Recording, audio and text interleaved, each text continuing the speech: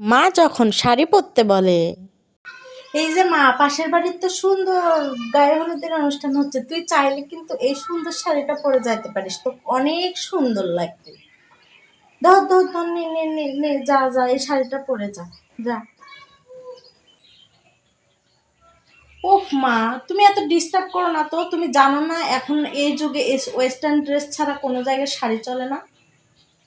তুমি যা দেখবা যে ওখানে যে গায়ে হলুদের কোণে, সেও কিন্তু ওয়েস্টার্ন ড্রেসই পরে আছে। তুমি কেন আমাকে শাড়ি পরতে বলো? আমি ওসব শাড়ি টাড়ি পরতে পারবো না, আমি ওয়েস্টার্ন ড্রেস পরেই যাব। আর বয়ফ্রেন্ড যখন শাড়ি পরতে বলে,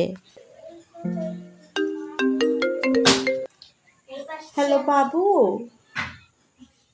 তুমি কি আমার সাথে কালকে বিকেলবেলা একটু শাড়ি পরে দেখা করতে পারবে? আচ্ছা, ওকে ওকে ওকে ওকে ওকে ওকে। ওকে ওকে আচ্ছা ঠিক আছে।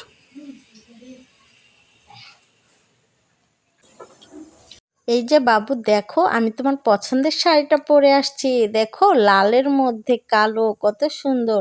আবার হাতে চুড়িও দিছি, দেখছো? আমি জানি তোমার অনেক পছন্দ হবে।